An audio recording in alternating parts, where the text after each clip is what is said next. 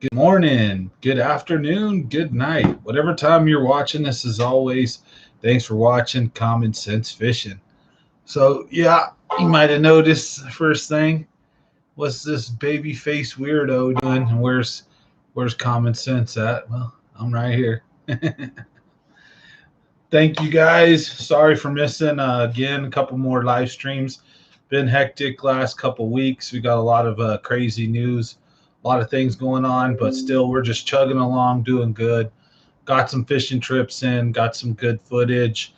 Just released a couple of videos today. So we got a lot of cool things coming up and a lot of things to talk about. So buckle your seatbelt. Hope you're ready for another wild ride. Monday Madness. Here we are. So smash that like button. And thanks as always for watching Common Sense Fishing. So super excited to just like cover a bunch of stuff today. Going to talk about some things happening in my life right now. Give you guys some behind the scenes and what's going on, why I missed a couple live streams, what's been happening in the last few weeks, news on fishing, what's going on with the boat. So good news is I got the leak fixed for now. Um, I got to get the pump and some other stuff taken care of. So there's still some work. Hey, how's it going, Caleb? Love you, buddy. So we got some things to do before the boat is going to be tournament worthy. We're out there. We're getting back, making some videos. Had a great time at the California Delta. I have an awesome video to share with you guys. We're at Garlic Brothers, just laying waste to their entire menu, pretty much. Me and Virgil, the two of us, single-handedly destroy like half of what they have to offer. Is super awesome. We had a bunch of drinks, so showing you just a fat cat life on the California Delta, having a fun time. We go out, we catch some fish, but we wanted to show you guys kind of what we do when we go out fishing, have fun, have a good time. That's what it's all about. Of course, we want to catch fish too, but you're not always guaranteed. At least, don't get skunked really ever. I think it's happened like once in like the last umpteen years, but you get beat up. You have bad days. You only catch a couple, only catch one. But not every trip, you kill them. But it's all about enjoying it and having fun, learning something, doing something new, and also trying to figure them out. Oh, I got this one fly that's flying around. It will just not leave me alone. Oh man, I need to get this. Put some more Freon in my AC and then make it cold in here. It won't bug me. Anyways, so super excited. I do heating and air conditioning. First thing I want to talk about, really quick, not fishing related, but I do heating and air conditioning, and I was teaching my daughter how to do a braise, and that's one right there. And here's another. So one's hers, one's mine. She did a really good job. I'm proud of her. So I got my daughter's first braise over here. I'm all excited. So, playing around, teaching the kids how to do stuff. We'll take the other kids and let them learn how to weld and braise and all that good fun stuff. So, having a bunch of free time, when I'm not getting slammed with HVAC work, spending it with the kids. But I did, like I said, got some fishing in. So, fun trips to the Delta. Just released a video about a raccoon being hooked in the face, and I'll give you guys the backstory behind that video if you guys want to hear it. So don't forget to smash that like button. Share these videos if you think they're worth watching, and let's help the channel grow. Again, thanks for watching Common Sense Fishing, and I know I've been a little bit in and out absent lately. But I try to do these live streams every Monday, Wednesday, Friday. And again, if I miss them, I try to make up for them. But if not, I'm always dropping at least one or two a week. I want to get this into a much more steady routine for you guys and gals. So hopefully, as the channel grows, I'll definitely be able to set and make sure I have that time every, so many days out of the week. But life, it's life.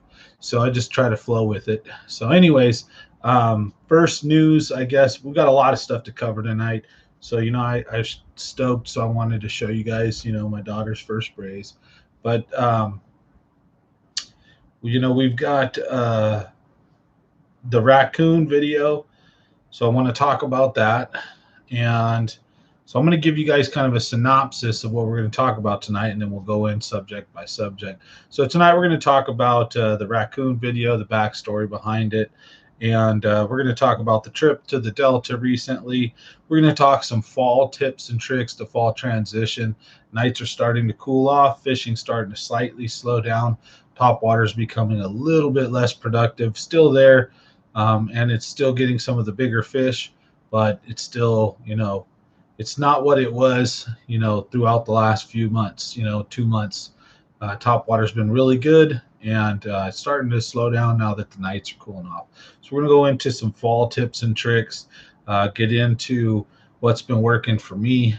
Like I said, so we'll be talking about that Delta trip, and some things that are coming up. Tomorrow, I'm going fishing with a subscriber. So actually a member, shout out to Hell If I Know. So big benefit, you guys. I want to say thank you to all my members.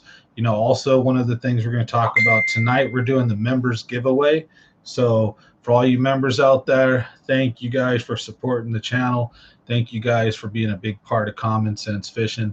And every month to show my appreciation, we have a giveaway for you guys and gals. So that's going to happen tonight.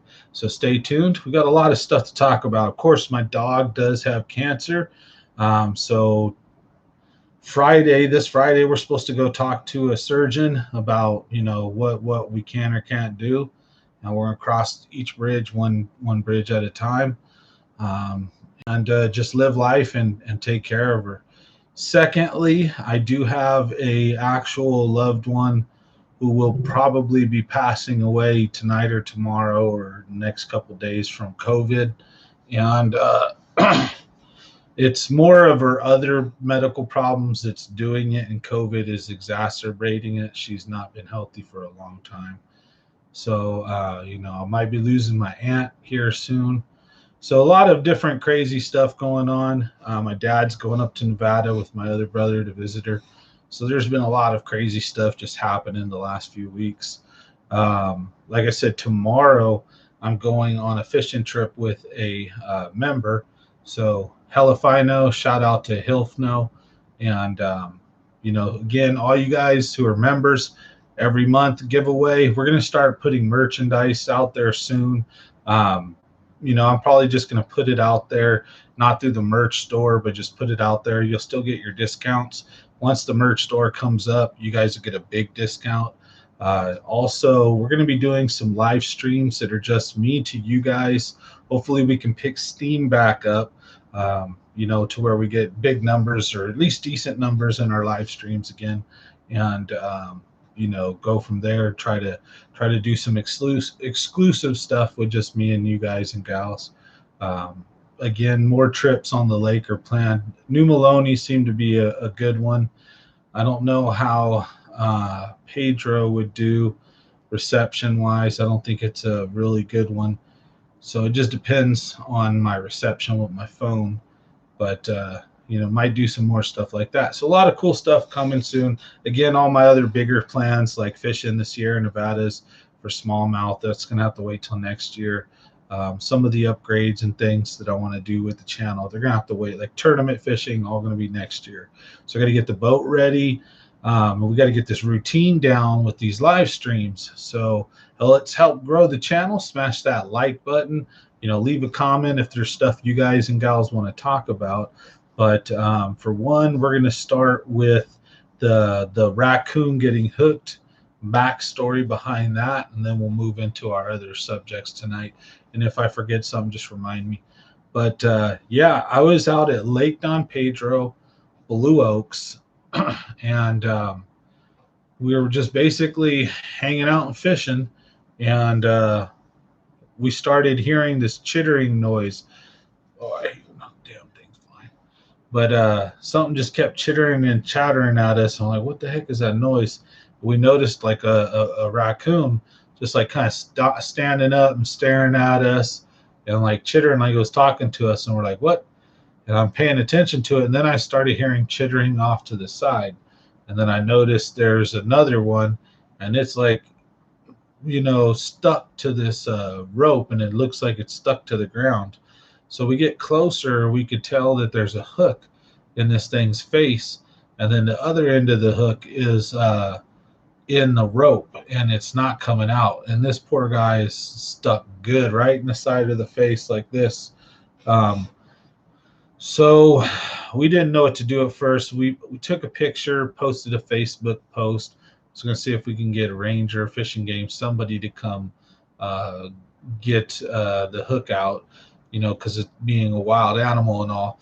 But we decided that it was probably better. Let's just do something ourselves if we can. So we got the net out. We netted the baby raccoon, pulled it into the boat. I proceeded to cut the back hook off of it because the raccoon was like getting all tangled up and was flipping out, obviously. And so it only had one hook in it, but it was in a real danger of putting more hooks, from the other side of the treble, the crankbait's just swinging. Could easily got hooked in an arm, leg, or somewhere else. So we kind of pinned him down, got him to relax. We kept saying soothing things to him to hopefully that'd help. Just that our tone wasn't, aggressive and loud. So clipped the back hook off and then went for the front one. I didn't want to really get the video of us trying to take it out of his face, so I just show the before and the after. And of course, we had to cut it out. Cut the hook and then try to pull it and then cut the other end too. And then we let him go and he ran off and everything looked fine. So, we said, hey, let's go have fun. And the dude got about a 2.5 pound bass. I got almost 1.75 pound bass. It was a tough day, but we had fun, had a good time. And, you know, everything's been cool. So that was a fun trip that we had out there. Me and Tim Chase, we got to go out and just experience wrangling a little baby raccoon. And it wasn't really a baby; it's kind of like an adolescent. And the mom, the whole time, you can't really see, but the mom actually jumps right up on the trolling motor, and she's like 2 feet away from us, just looking at what we're doing. And she didn't once growl at us or hiss or put her teeth out or like look anything threatening, while the young one did once or twice. He was real pissed off because he's hooked, he's netted. But I think once we had him settled down and we were going for the lure, I think he knew we were trying to help, and he actually just relaxed and sat there. And then we threw him off the boat, and he took off looking all ashamed and like, oh, excuse me. So it was crazy. We had a fun one, but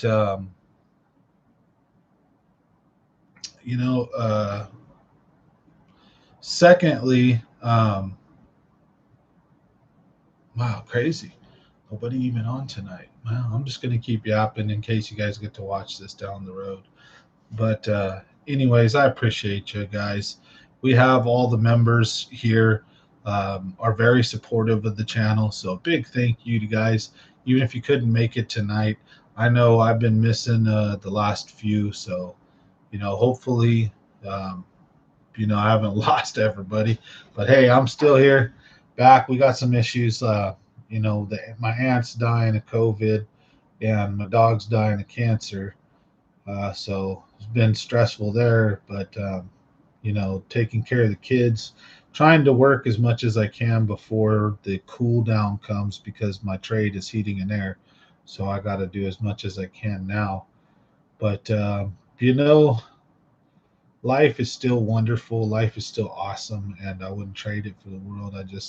I'm so happy to just be where I'm at compared to where I've been, and I'm very grateful. So big thank you to everybody.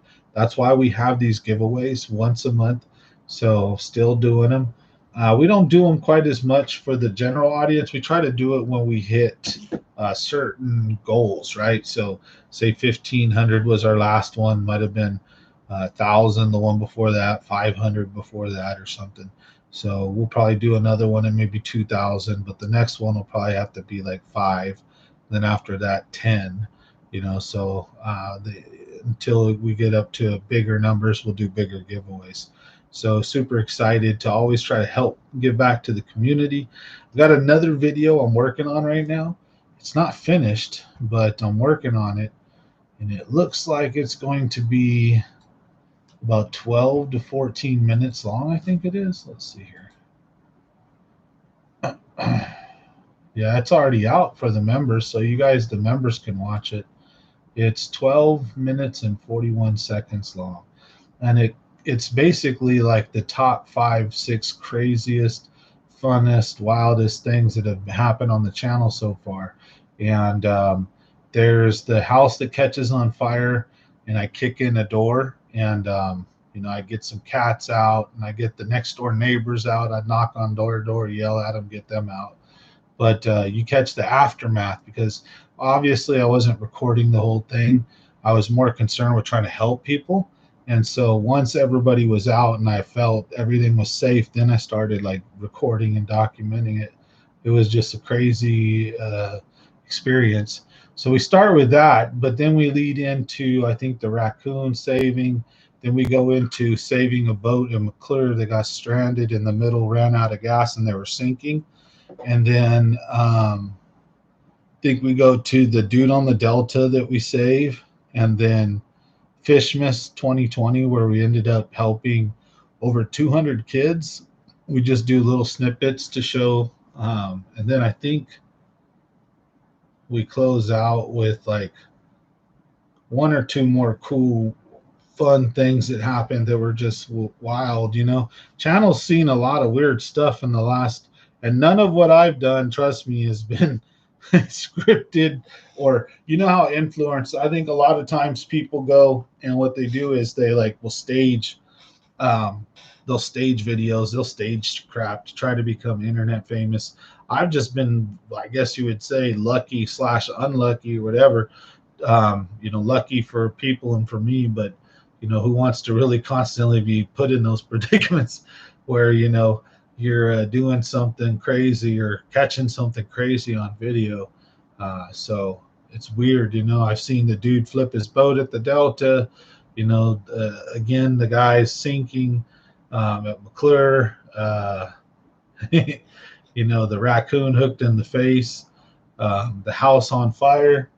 It's like there's a couple others, but it's like, wow, it's weird. So been a lot of fun stuff so far on the channel. So big shout out. We're going to name our members.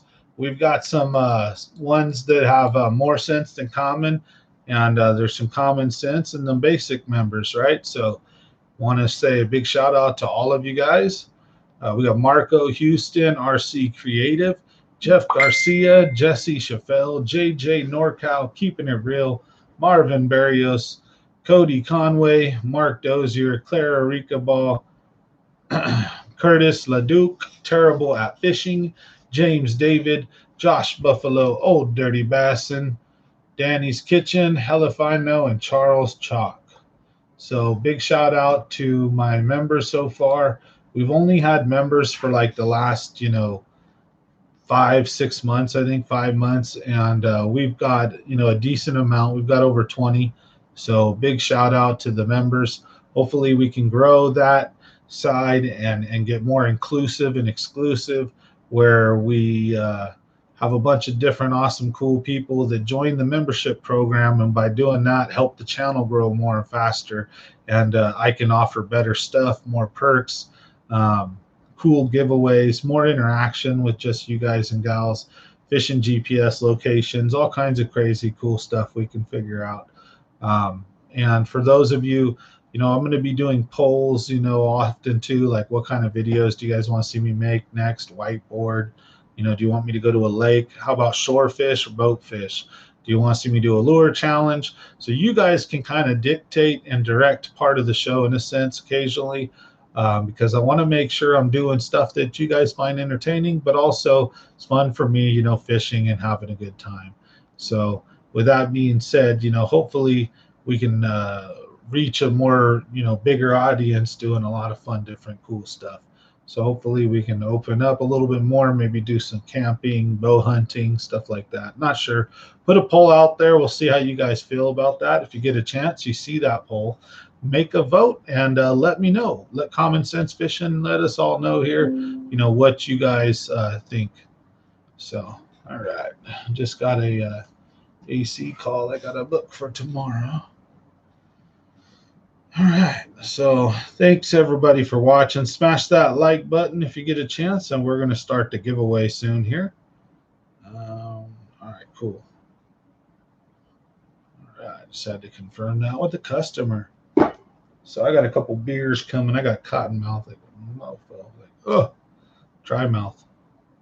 And I need to put, like I said earlier, some more refrigerant in that AC. It's not that cold no more. One of the flares has a little leak on it. What I really need to do is just not be, lazy and fix that. But it's easier to just go and squirt a little Freon in like 30 seconds than it is to take my stuff out there, pump it down, do all this EPA regulated crap, and then cut my copper and then reflare it and adjust it and then redo it all. Hey, thank you, Wolf72D. Bye, buddy. Thanks for watching. Love you, buddy. So those are probably my kids right there. But for everybody else, I wish you were here. We're going to have a giveaway with nobody here. It's going to be the funniest thing ever. Is it? Whoa, hey, somebody's going to win. They'll reach out to me eventually. So we have everybody on the Wheel of Names. I know you guys are probably familiar with the Wheel of Names. And it might be my ugly mug and my big double chin. Maybe it is scaring you guys, huh? You're like, that ain't common sense. What the hell did you do with Beardo? This is weirdo. Anyways, let's get on with this. So we're going to roll with the next thing we're going to do here is spin the Wheel of Names. So thank you again to all of my members for being part of the channel. Really appreciate it. So let's get this going and see who the winner is.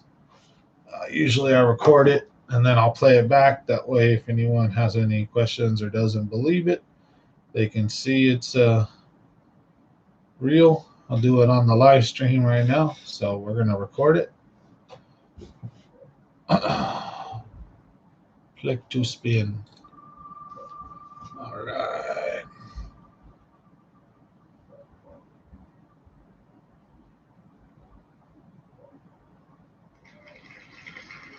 Bam. Congratulations. So we'll play that for you guys. Let you see that.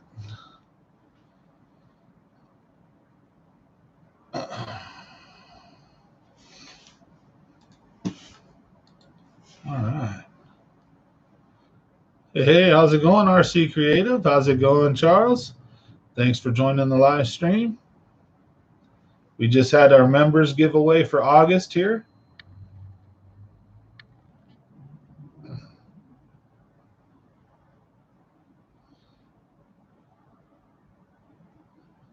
And congratulations, Charles Chalk. So you're the winner of August's members giveaway.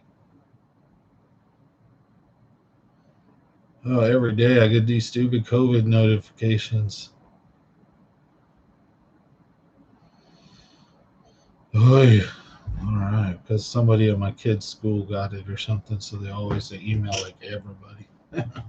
Anyways, all right, so Charles Chalk is the winner. I'm going to put that down so I don't forget. I'll just have to rewatch it if I forget. I don't think Charles will forget, though. He won't let me forget.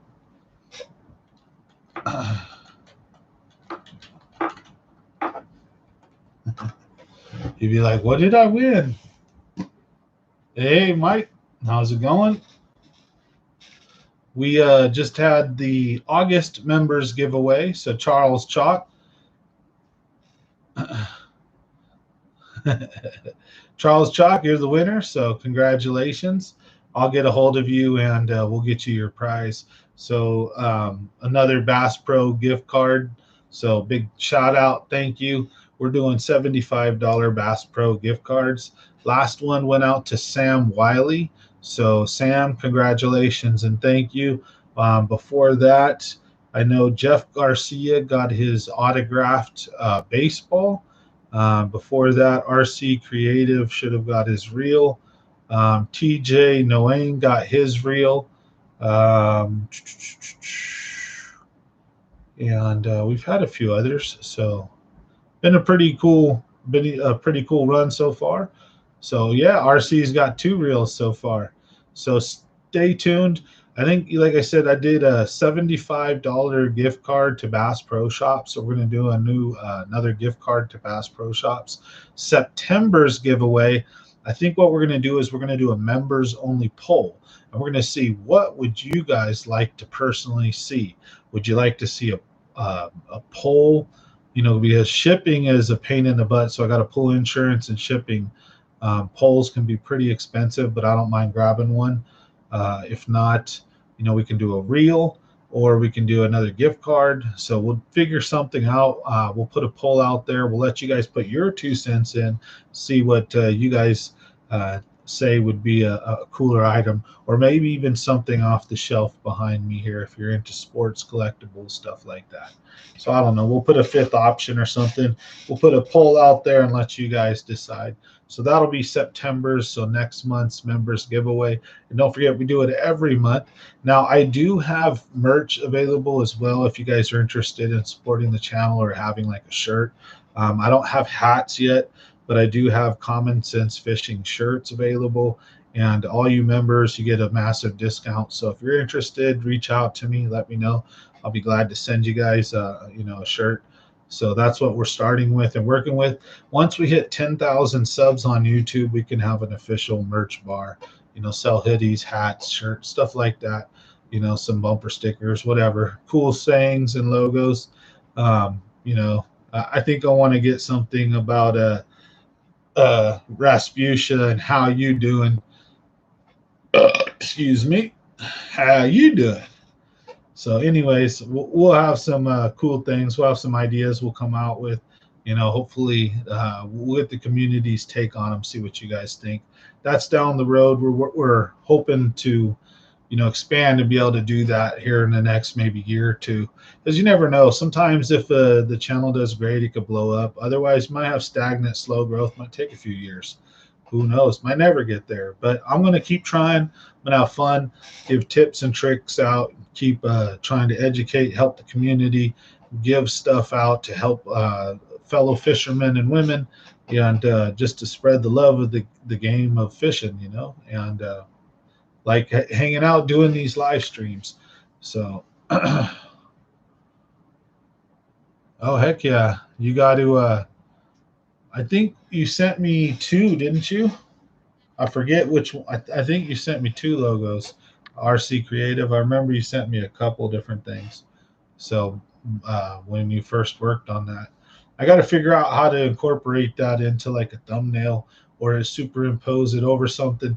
Like if I use Adobe Premiere, which is a higher end computer program, I can probably do a lot better videos for you guys. It's just a lot tougher for me to learn with no coach, no help. It's a very advanced software program.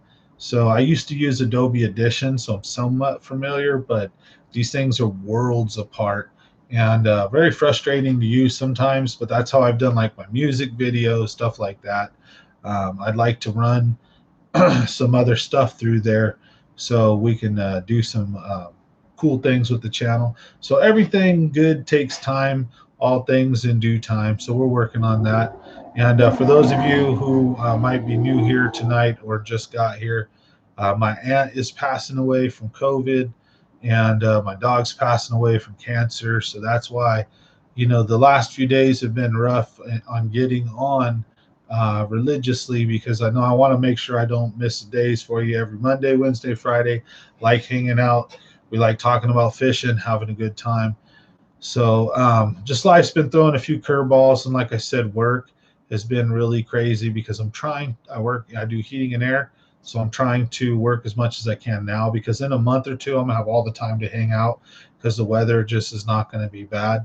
So I'll have side adventures going on then. Basically, I'm going to set up a collectible booth and take a lot of the stuff that I've been collecting over the years that I thought was cool, but I bought it as more of an investment than like because I really wanted to have it. So I'll start thinning the herd.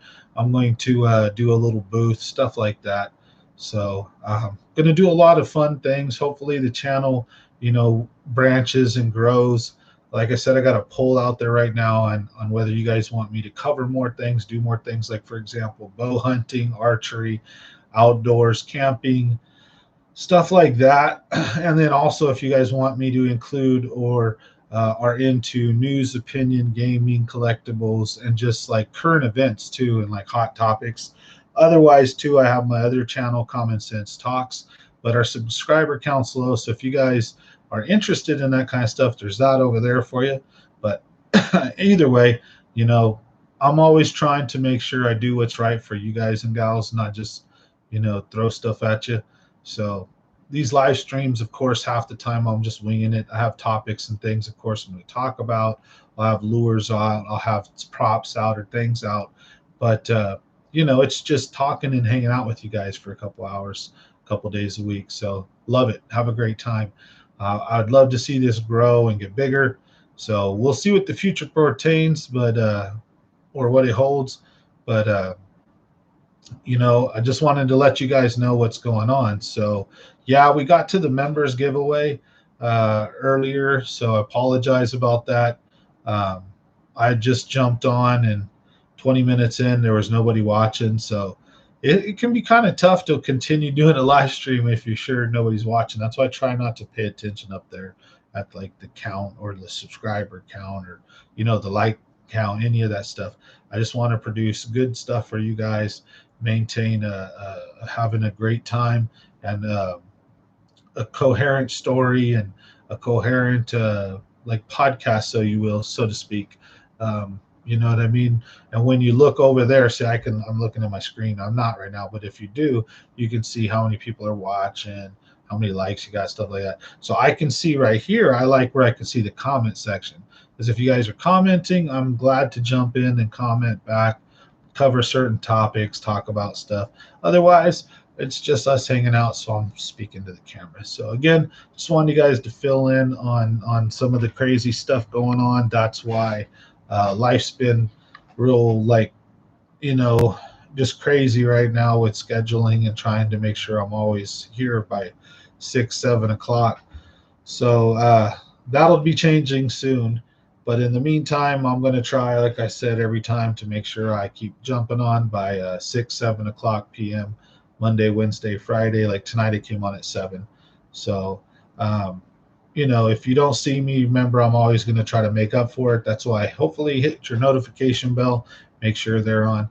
Now, anyways, enough chatting about all that stuff. Not trying to make excuses or bring the channel down. So, yeah, just, pray for my aunt, I guess, and my dog, and just everybody. World peace, right? But,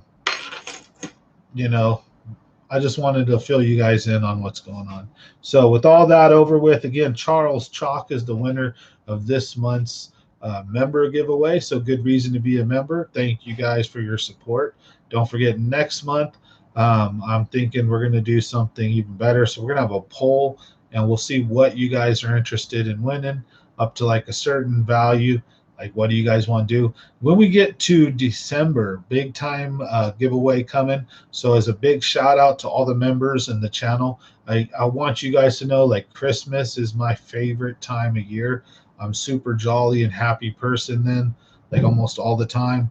I love that time of year, and I love giving and helping other people. So the Christmas giveaway, I already have something like special cooking in my mind. I got to figure it all out and get it kind of taken care of, but stay tuned. So all you members, I'm going to have a big fat thank you, coming your guys' way Christmas.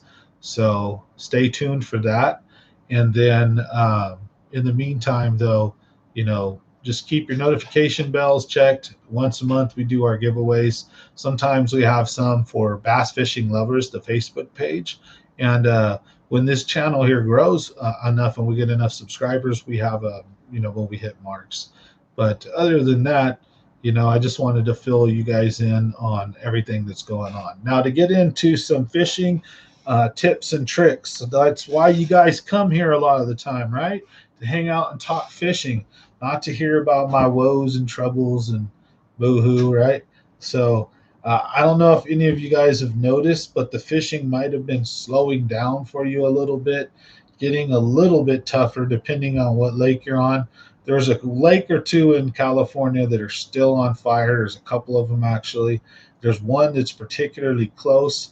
I've been personally avoiding that lake because I do not want to blow it up. And it's such a small lake, and I don't want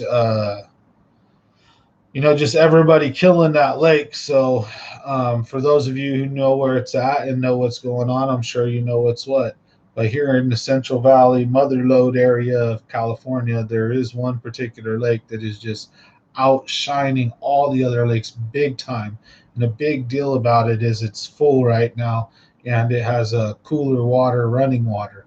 So while everything else has been stagnant, algae blooming and nasty, this lake has just maintained a very good, healthy body of water, and so it is just producing some monsters. And it's also kind of its year, I guess you would say, like kind of been dormant for a year or two, and it's just kicking out some good ones, and a lot of them. So, uh, I haven't been going there because again, I don't want to pressure that place. If you haven't noticed, I primarily have been going to the Delta now. If I'm not going to McClure, I'll go to Pedro, and I might go to New Melones. But I'm not. I'm not really. I'm trying to focus on the Delta right now a little bit, but also right now with the water levels everywhere, algae bloom levels everywhere, it's like I'm not really wanting to take my boat to too many new lakes that I don't know the structure level, don't know where all the dangers are at. A lot of lakes have dangers that aren't marked. Some are very good about that, and they have the lake marked all the way down to a super low level. McClure is one of those lakes where it's almost very rare for you to hit something without seeing a buoy first. Um, but lakes like Eastman or New Maloney's, might have trees that just not every tree is marked, and as they start sticking out of the water, you can smash into them without even knowing they're there. So there's some dangers that happen this late in the year in a drought year. So I'm kind of taking it easy, so to speak, focusing on just getting my life straight, and then fishing wise and YouTube wise, trying to maintain this live stream. And then at least once a week, upload a good video, the Delta, somewhere fun. Like I said, occasionally I'll go to the lakes. But I do know a couple of rivers and some like little pondish like spots that I could fish. I'm not sure if you guys and gals are interested in that. There's also some ocean fishing I'm kind of interested in doing. Taking a trip out, spend 100, $200, whatever more, and go with the little cheap charter and get out there and go get ocean sickness and go catch some fish. Take you guys along for that ride. So, how's the air quality at Pedro or McClure? They're both pretty nasty right now, kind of like what it is here, very similar. Um, I don't know. I have a feeling when you're over water, you tend to get a little bit of a better air quality and a better breeze situation than down here in the valley. So I'd assume it's probably a little better, but it's still like, well, it's up there. It's still like the sun looks like the moon, up until like noon. You can stare right into the sun. Like, you shouldn't be able to do that. It should burn your eyes bad. But you can look right into the sun until probably only 4 or 5, 6 hours out of the day where you can't, because the smog or the fire, the smoke level is so high that most of the sun's angle is going to cut through that. Except when it's like directly above, then it seems the intensity is a little strong enough where it's not the angle of how much smoke it's traveling through gets cut down, so it's less. Then you can start, getting sunburnt, and it gets hotter all of a sudden. So weird, and then it cools down quickly, and like the nights are starting to cool down anyways. So that was one thing, I wanted to start talking about with some fall tips and tricks right now. The spinner bait is a really important lure to throw that you can slow roll, because what the fish are going to do right now, you may still have a lot of suspended fish and you may not know at what depth. or that may be changing, they may be moving depths, in which case you can take a spinner bait and just reel it faster to bring it up, slow it down to drop it lower. And you can slow roll a spinner bait, and that's what's been really successful for me lately. That or almost you have to like drop shot and bottom bounce.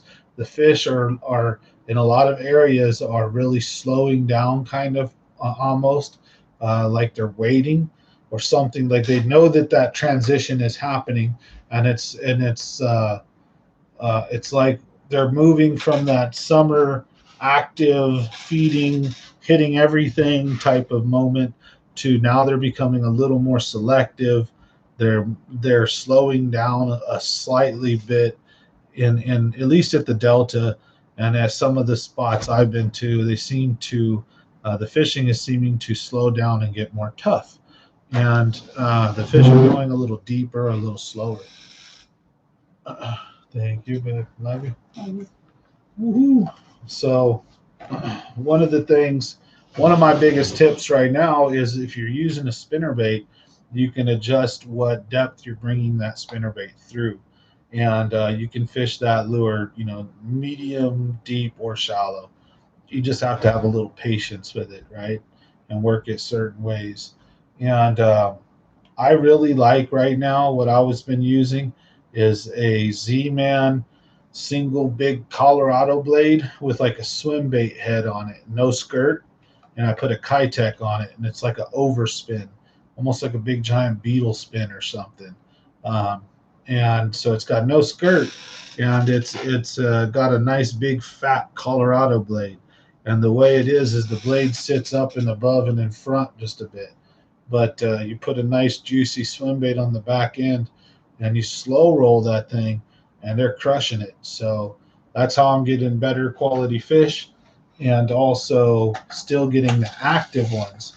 But it's also at the delta that it's becoming a moment where, and this will change. So once it cools down enough, they'll shoot into like that feeding fall frenzy where a jerk bait, an LV 500, and a square bill are going to be fire again, and bottom bouncing might even be not nearly as good until it gets really cold. Then it's going to revert back into that. But when there's that transitional period and the nights start cooling off, it's almost like there's a moment in between the summer and the fall where they become very like lethargic. Like they just had it with the heat. It's just too damn hot, or it's as hot as it's been, and they sensing that water temperature change, and they're like relaxing for a brief moment, and they're gearing to move into or change from like that summer pattern of eating top water, of moving.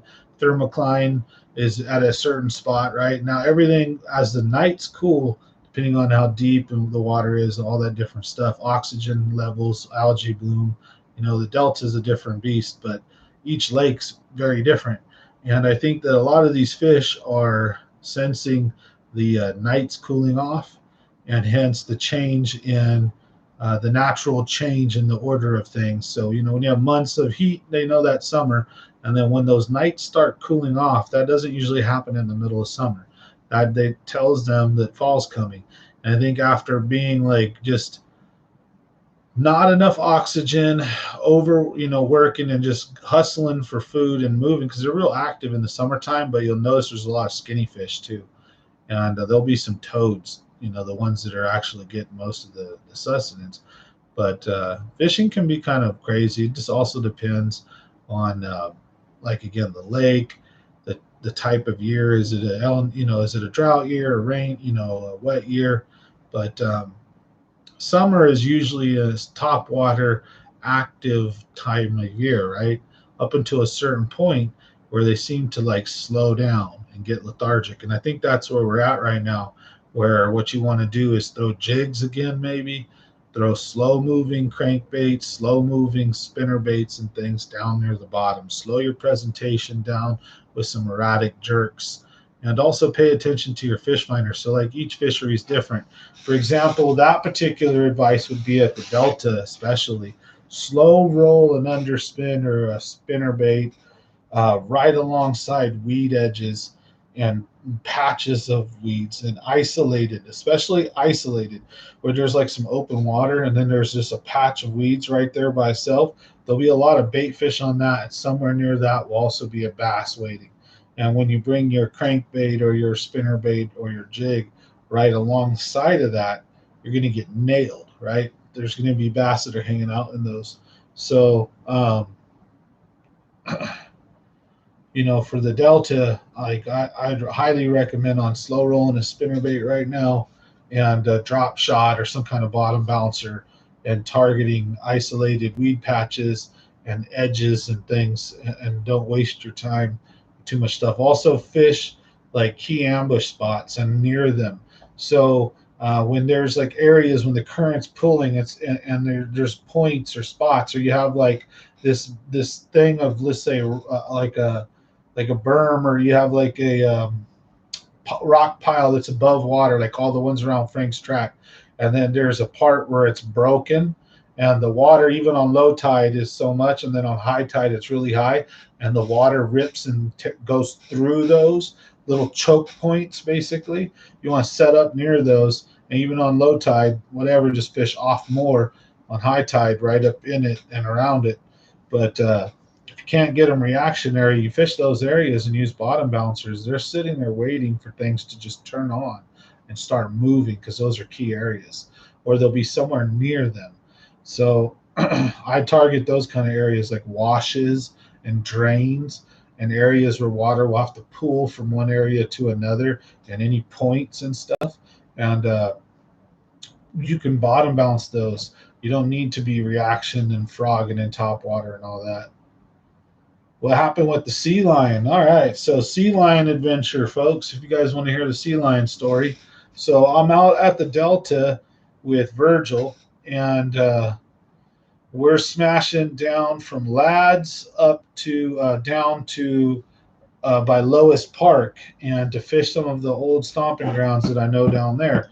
And like, we're just smashing in the middle of the water, literally minding our own business, just smashing like 45, almost 50 miles an hour. And just all of a sudden, the boat just stops, boom, and bogs down, and like the motor just goes, boom, and then like dies almost, like, and then like I turn it off, like, what? Uh-oh. And the boat just had lurched to a slow stop. It didn't throw us out. It didn't buckle or move or kick sideways or anything. It just was like going 45 to just like a, right? I'm like, what the hell? I'm like, I know what that feels like. That feels exactly like we hit something. But I'm like, but we didn't hit anything.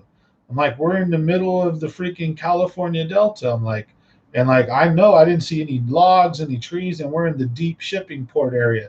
I go, this is hella deep. There ain't nothing out here. And I'm like, I lift the motor up, don't see anything obvious, and we put it back down, turn the boat on, like it starts, and then we start going, and I'm like, what? And we look behind us, and right where we were at, this is all within the span of like 30, 45 seconds, this sea lion floats up, and then you can see the head looking kind of around, like dazed and weird, or like a dying, and looking around at us, and we're like, oh shit. And I'm like, I think we just hit that sea lion. And so we smash off. And then later, when we pulled out and inspected the prop, I know what damage my prop had. And my prop had a new damage to it, but very small, like as if it hit like bone or something, like nothing like rock or nothing. And you could see a little piece of the sea lion flesh on it, like, oh man, caught in like a little thing. I'm like, that poor dude got jacked up. He straight stopped our boat going like 45 miles an hour, like right on his back, just boom. Like, woo. Like if you ever pushed a lawnmower and you went over way too much grass and the blades just die. Whoa. It's exactly how it was. It was like, whoa, that ain't good. But I know the way the sound, like I didn't hear anything hit the bottom. Like if it would have been a log, you would have felt it hit the actual fiberglass and then the motor. But like it was smooth, right? We just, right? Like just all of a sudden, I was actually worried that the motor was having an issue, but the rest of the day we were driving around perfectly fine. Motor never acted up again, and that sea line, like we took off after a minute, went back the other way, and there was like two sea lions that looked like they were inspecting that sea lion, like either it was dead or they were worried about it, like it was a family of them, and it was crazy. It was like we didn't really couldn't tell. Like I think they were all swimming around, so I think the one we hit was still fine, like it wasn't dead or nothing. I feel kind of like a dick move. Like I probably should have called somebody to report it so they could go out there and help the sea lion.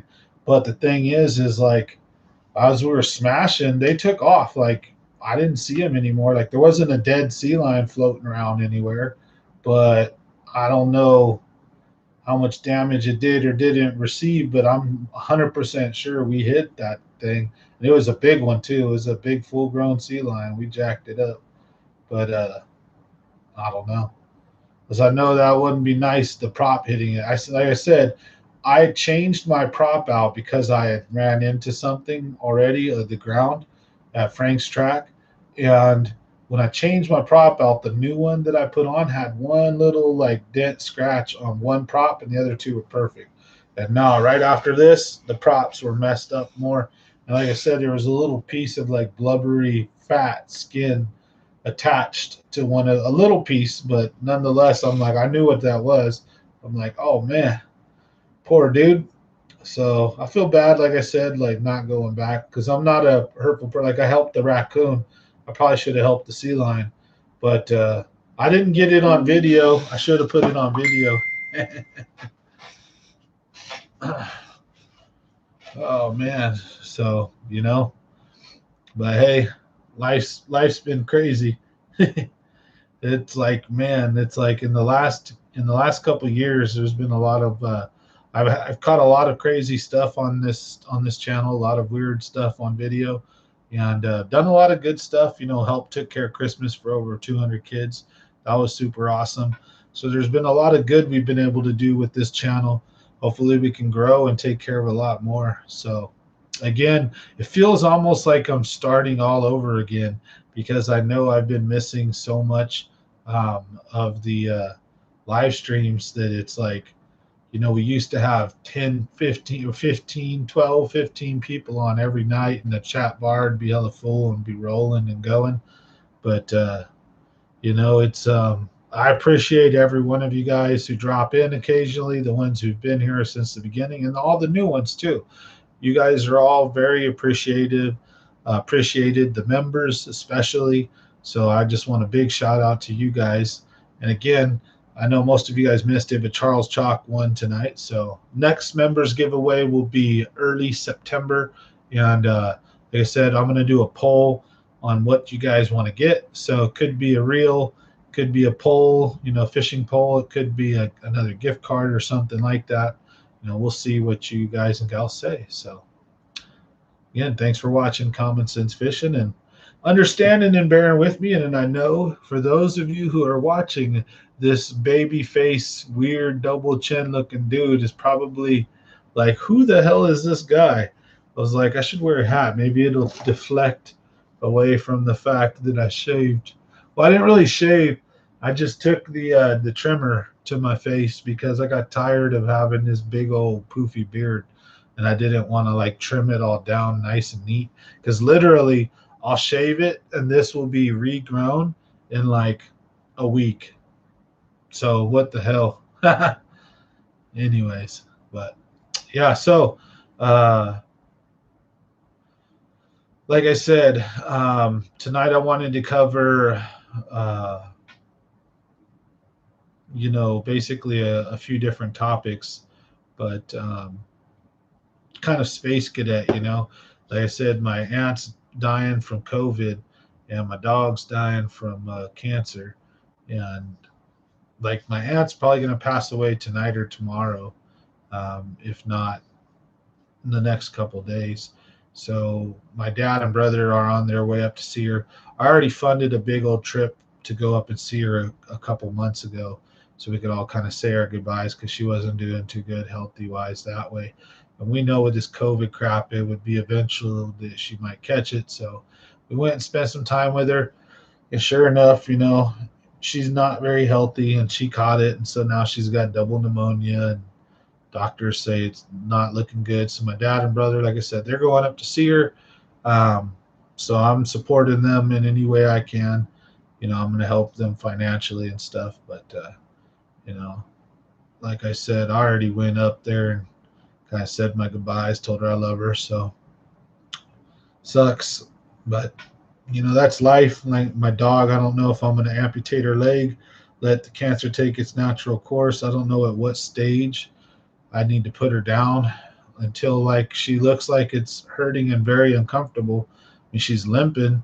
She has a tumor on her shoulder, but she looks still happy, and she's tail wagging and super happy to be around me. So it's like I can't bring myself to do it. So a lot of crazy stuff, but that's neither here nor there. But not trying to make excuses, but some of the reasoning on why it's been hard to make each appearance the last couple of weeks, and also with my HVAC work. But I can't wait to hopefully get a few really good trips out on the lake, break down some cool tips and tricks, put out some more videos for you guys, just move on past this stage. It's stressful, but I'll make it, through here. So, and again, I'm not trying to bring the channel down, so thank you guys for sticking around. But I'm just being open and honest with you guys and gals. That's the only way I'll always be. So hopefully, like I said, not trying to be a downer tonight, just explaining why things have been the way they are, and don't expect like me to fall off a cliff and disappear. I'm always going to be here, and I plan on talking all the ish I can. And yeah, I appreciate you guys who are here, the ones who've had my back since the beginning, and all the new ones, and just everybody who's been supportive. Thank you, because it's still not over yet. So I don't know how long this is going to be of this stress like this, but at the same time, you can't let it rule your life.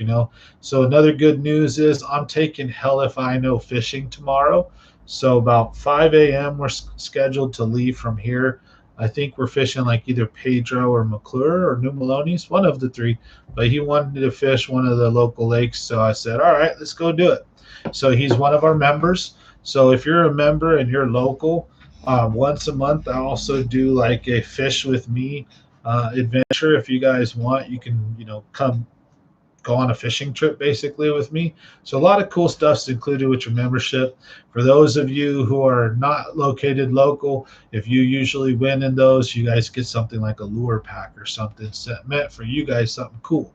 So there's always something for everybody. Want to say a big thank you. But anyways, Hell If I Know, we're going to be taking a fishing trip out to one of the local lakes. So that'll be up soon. Like I said, there's the raccoon being saved video.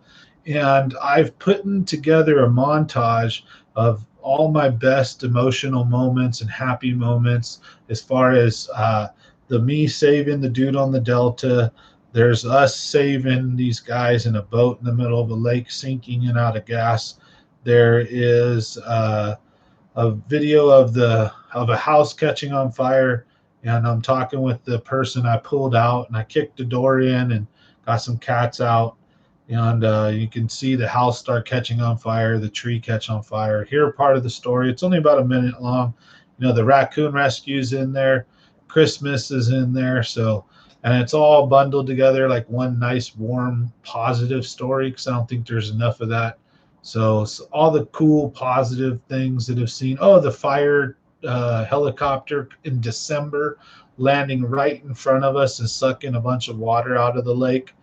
And me cracking jokes about they don't, hopefully they didn't suck up our big fish that we were trying to catch. So, we've had a lot of fun on this channel so far, and a lot of changes and fun experiences. This live stream is like a side branch off of this show. I didn't used to do live streams before. I would just focus on producing good content, probably 2 to 3 times a week, and just fish hard. And as my ability to fish started slowing down due to work, I found I still wanted to connect with the audience. So we started these live streams. And that first night was epic when we got trolled by the Ram Ranchers. Good old James David. Hell if I know dropped in on that one. I think RC Creative found us through there. So I don't remember, but I remember that like first night I had like over 30 people online, and they were like messing with my green screen supposedly. So I cherish these memories, good times, and hopefully many more to come. One of these days, that'd be awesome to go viral and just have a bunch of people jumping on, green screening me or trolling me or talking smack. I can deal with it.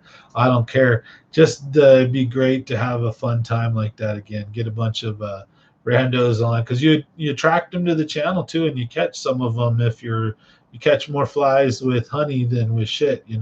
So nice, have a good time, and provide something entertaining like some good jokes, and you know uh, good information for one. Two, I try to help with the tips and tricks.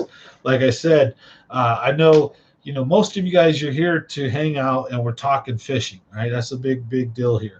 So again, I want to focus on how important right now the spinner bait can be this time of year. So underspins, spinner baits, slow rolling. Also, the jig is going to be playing another important role this time of year, and drop shots and Ned rigs. So there'll be times when finesse fishing is just really going to shine, when the fish are just chilling and waiting in between all these like weather changes, where we have one day where it's still 100, and then the next day is in 85, and then the next, so when you have such wild temperature swings like you do between at the end of summer at the beginning of fall, these bass will do some tricky stuff. So don't be too stubborn to throw, say, a drop shot, a Ned rig, or even just throw a jig and drag it, or dead stick it barely, or bottom bounce it.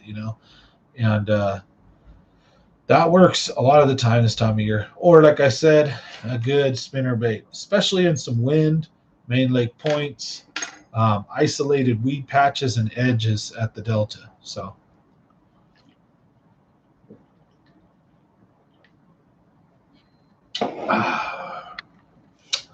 now I want to tell you guys and fill you in on a little secret. So like I don't know if I remember, but I told you guys earlier, for those of you who are here, Christmas is my favorite time of year. So come Christmas, I have something planned. I don't want to spoil it too much, but every single member is going to win.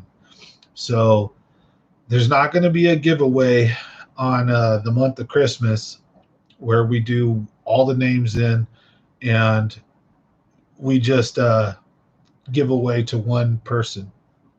I have something very specific and a big thank you.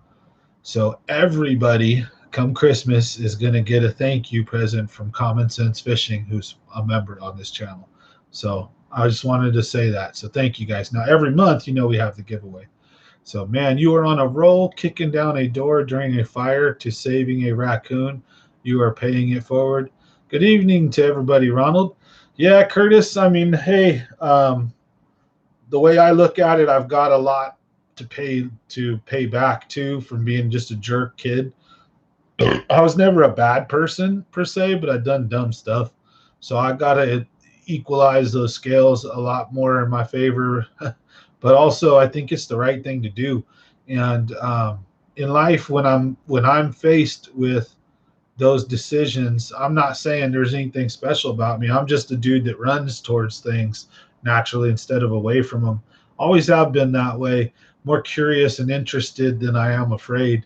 And I am not afraid to help. And I, above anything and everything, absolutely hate, like abhor it, like just loathe it with the purest rage and anger in my heart, seeing an innocent or like a person messed with. So there's just times in my life I've just done things without acting or thinking. It doesn't, I'm not a hero, I'm not nobody special. It's just like I can't stand by and watch certain things happen. The car crash, 120-mile-an-hour car crash, and we're stuck upside down, trapped underwater. and we were all shell shocked. Nobody could go down underwater. And when I tried, I failed the first, I want to say, two attempts. I think it was on my third attempt. It was either second or third, but I know for sure my first attempt, I failed completely and utterly to overcome my fear. And I could not go down to attempt to save my friend after being through such an ordeal. The fear overcome me, and that just enraged me, and I just overcame that fear and dove down, and 10 minutes later was able to pull him out. So yeah, I don't know. Life's been crazy. I've seen some crazy shit in my time. I've just been very fortunate to be in the right place at the right time to help some people. And if ever I am in the future, I'll do the same.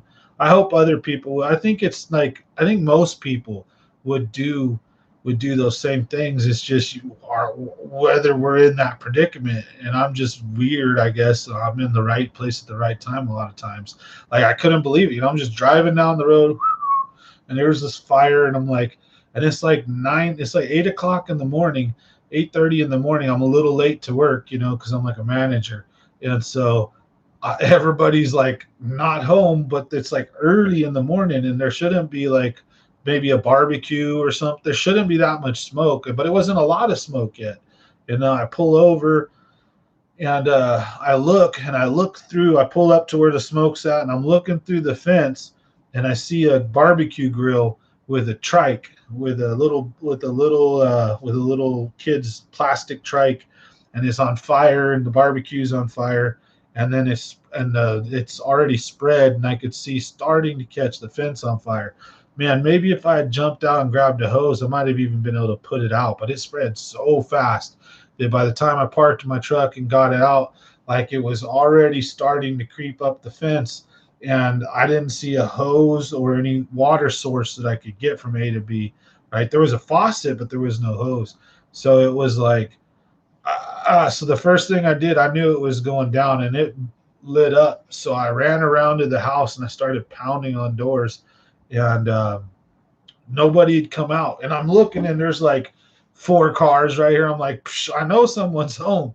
So I'm like pounding and yelling, and I hadn't kicked the door in yet. And I'm pounding and yelling, and nobody comes. So I go to the next door, and I pound and I yell, and because it's an apartment complex, right? And it's like downstairs, and it's more like a duplex. And then there's another one. There's like an L-shaped duplex. So like 4 of them, but 2 here and then 2 here.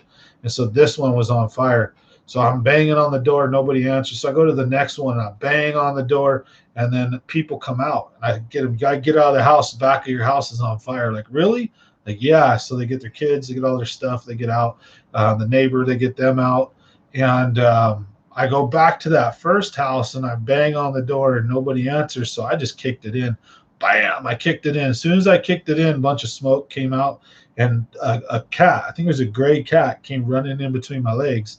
And then there was another one in like the kitchen or some area right there. And I run in, and I think it was a 2-bedroom. So I went to each bedroom just to make sure nobody was sleeping in bed. And then the bathroom. And once I realized there was no physical people in that particular home, then I went back out, and that's when I started recording, because it was just crazy. And I was like, well, at this point, there's nothing I can do. Might as well record it. We got all the people out. So you guys miss all the action, so to speak. But you hear me talking with the person, and I'm like, yeah, man, lucky we got you out. And he's like, yeah, good looking. You were just wandering by. I'm like, yeah, I'm driving on my way to work a little late. So a lot of crazy stuff, and the raccoon, I ain't gonna lie, I was scared at that thing. I was more scared of the mom. So when we were trying to get the hook out of the raccoon, I was worried the mom was going to attack us and jump on our boat. And sure enough, she jumped on the boat too.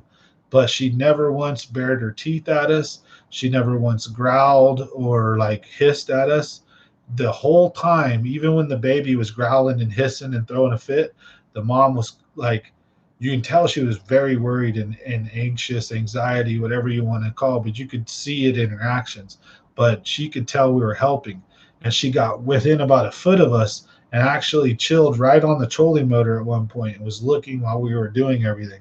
And then when we'd move too much fast or we'd shift a certain way, she'd get off the boat, do a little circle, and then come back.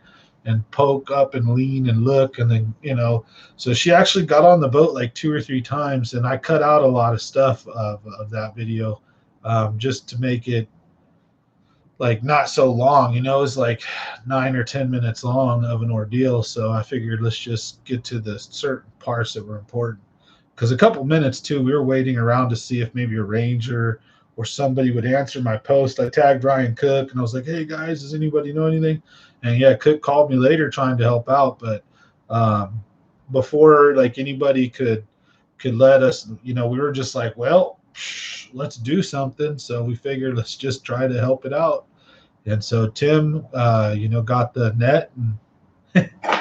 But first time checking in on a live broadcast. Ronald, thanks for being here. Here on the live broadcast, we talk a lot about, all kinds of stuff here. So definitely fishing channel, fishing related. So we try to give out as best all the fishing tips and tricks we can. Very interactive, read your guys' comments, and I comment back.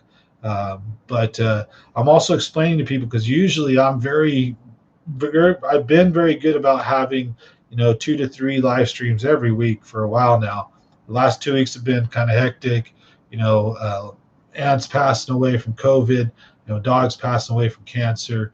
And then I do heating and air conditioning, and the summer's coming to a close. So I'm like trying to like finish up as much work as I can. So it's like, right. But hey, I'm actually very happy at where I'm at in life compared to where I've been. And I understand life throws us hurdles and challenges. It's how we deal with those that are important. And, I'm not happy that all the things are happening, but I'm still like, never thought I'd be here. So thanks everybody for supporting, for being part of the channel. Like I said, big shout out to all the members. Don't forget our giveaways for you guys. And to all you regular viewers, subscribers, thank you guys as well very much for being part of the channel. Now, if you guys have anything you want to talk about, any topics, any questions, anything you want to discuss, feel free to leave a comment, and I am more than happy to jump in and conversate with you guys. So let's see what Curtis was saying here. I saved my labor's life. He was laying lifeless, and I performed CPR to save his life. But I did what he would do for me. Exactly. That's glad, man. I'm glad you did that, bro. It's life is very fleeting and stuff, and it's a beautiful thing, and so we shouldn't take it for granted and help when we can. That's why I like doing these toy drives, trying to help kids. I like giving things away to help the fishing community, to help drive a added love for the love of fishing, I guess you'd say. Because who doesn't like getting something for free or winning something? So that added kind of bonus to the fact that you're also getting out there fishing. And then when you win something or you get it for free, you might throw it a little more than if you weren't a big spinnerbait fisherman and you never really thrown them, but then you win a package of them from me, and then wow, you go out there and smack them. Well, now you might have figured out a new technique or lure based on something, because you got it for free and you didn't have to spend your money. As let's say you're not comfortable throwing crankbaits, but you get a big box of them for free. Well, then hey, once you start throwing them, you might actually pick up some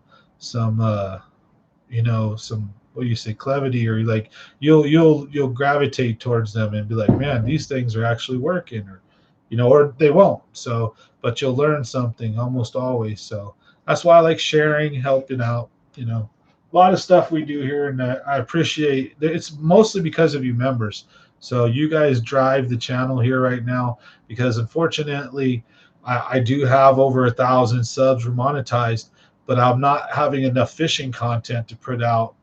So you guys are a big force in driving, making sure I'm here every other day to try to do these live streams and produce good stuff. So, and like I said, we're also doing taking a subscriber fishing tomorrow. So if you're into that stuff, pay attention, watch out for the channel here. You'll get a chance to win. Maybe next month we'll do another one. So if you're local and you want to go fishing with me, we'll take you on a trip. If you're not local, then I'll send you like a pack of my favorite fishing lures for you to try out, kind of as if I was there giving you some advice.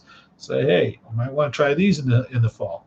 And again, like I said, once the dust all clears and settles from this tumultuous time that I'm in right now, I plan on doing a lot of cool changes to the channel. So how do I personally slow roll my spinnerbait?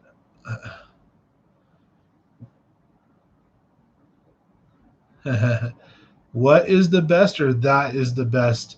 On a happier note, yeah, this is a good one. But what's the best? I've had a lot of different ones that I really like.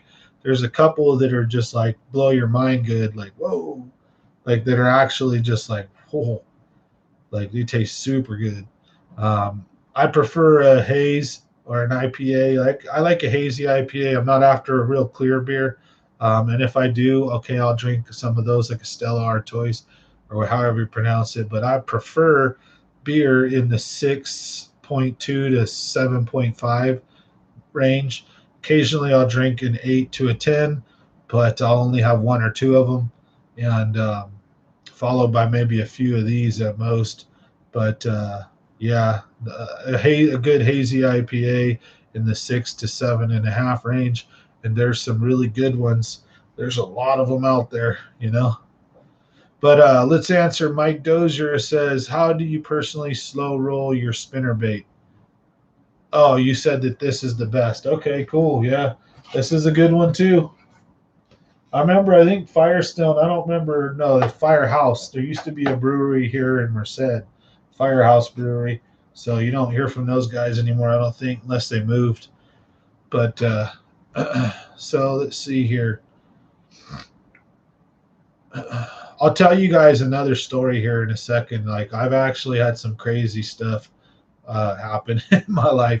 There's the story I don't think I've told you guys about. But anyways, how do I personally slow roll a spinnerbait? Well, a spinnerbait, what I like to do is depends on how I'm working it. So if I'm working it at the delta, I might be casting it into um, literally anywhere from 3 inches to a foot of water right up shallow. So I'm immediately, as soon as it hitting the water, I'm starting to reel, and I'm slowly reeling it. Bait caster usually use it on a spinning tube, of the same principle. And then as it approaches a foot or two away from shore, especially if I know the layout or how deep or what kind of drop off it is, then I just adjust and slow my speed down accordingly.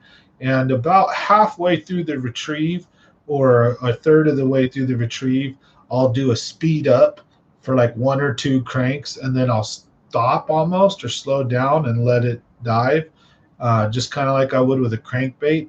I anticipate that there might be a fish, so I'll do some slight changes in speed, but I'll always keep it slow, and then maybe a small little burst. But when that would look like underwater would maybe be only a few feet. So where I'm slow rolling it, and then I pull it up and then let it die, and then I slow roll it again. So I'm not covering vast areas of water when I do that. I'm making sure that little hiccup that I do is very precise, not too long. And then I usually try to time those also next to weed clumps, weed edges, or structure. So if I throw my spinnerbait up and there's some open water, then there's this nice circular clump of weeds. Well, the current at the delta, there's always a current moving unless it's slack tide, right? But if the current's moving, then I'm going to fish the side of that weed clump that the current's going to hit first. So if I see a weed clump like this and the current is coming this way, then I'm going to cast on this side of the weed clump, right? I'm going to get right next to it, but I'm going to cast past it, slow roll my spinnerbait, and then right when I'm about to hit or bump into it or go along right next to it, I might like kind of do that jerking pulse, whatever. I might slow down, do something different right there, and then maintain my retrieve. But just basically keep your rod tip low, pointed at what you're where you're casted. But I like to have a slight change in the angle. So if I cast a lure and I point it directly at the lure and the fish pulls, I feel that that's almost defeating the purpose of the pole, and it's not taking any of the shock absorption out of it. And if your pole is pointed too much like this and the line going straight at the fish and you get a pull, you can snap your line if you get bit hard enough, and or when the fish grabs that and goes to move, you have no give except your drag, right? So when the fish moves, it's like don't like hitting really. But if your pole's up a little bit and the fish pulls, the fish has some give. Does that make sense? So what happens is I point my pole. So say I'm casted right here. Instead of having it like a laser beam right at it, I'll have it off to the side or slightly up so that it's going like this and then down to it. So that when the fish bites, it has some give, and then boom, I set the hook. So you'll see guys that really point their stuff like right at the water. I don't personally think that's the best way to do it. So I would have a little bit of an angle or bend, if that makes sense. I could do it on the whiteboard or even show you guys in real life out on the lake in one of my other videos. But I think it's important to have a slight angle difference. However it is, up, down, left, or right, so that you're not completely like this, because then when the fish pulls and it hits your reel, you've either got drag give or not. No, and then if nothing, you're using fluoro. You can, if it's a big one, it hits you hard, and you could snap it on the hook set. Or if it's a finesse day and you're doing that and it grabs it like a drop shot and gets it and then goes and there's no play in the line and you're pointed directly at that, you're just like dink, that fish feels everything. So when you have that pole up a bit, you got some absorption like a shock absorber. So you let the fish load up and then you set the hook. Instead of having your pole tip real high, get bent like this, and then you either have to drop it and reel in and then set the hook, or you have your rod tip high, you get bit, and then you try to set the hook that way. So there's like a fine line, anyways, in my opinion on it. So hopefully that helped. Long-winded rant, but I like to add little variations. And slow roll just means slow. So like a 5-to-1 or a 6-to-1 gear ratio at max, and just slow roll it. And almost like not as slow as winter, like you would a HUD or when you're slow rolling something in the winter. No, not that slow. Like a fall time slow is still moderately fast to some anglers. It depends. Some guys don't know the meaning of the word fish slow. I fish with a lot of different people, and I've seen guys. There's very few guys that can fish slower than me that I've seen, but there are some, and I have a lot of respect for them. Fisherman, he comments as Fisherman. He's on Facebook. His name's Mike. Cool dude. He has extreme patience, and he can fish extremely slow as well. Jeremy Chaffel or Bass Chaffel, he's got a lot of patience, and he can fish very slow as well. But most guys, when I say slow, they don't even know what the meaning really is. They're like their slow is our moderate. So it just depends. So to me, I'm not really speaking actually very slow. I'm saying keep it to where you can't really see it. It should be like just out of your eyesight at the delta, 3 or 4 feet down, really slow. So if it's 6 feet deep, have it a foot or two off the bottom.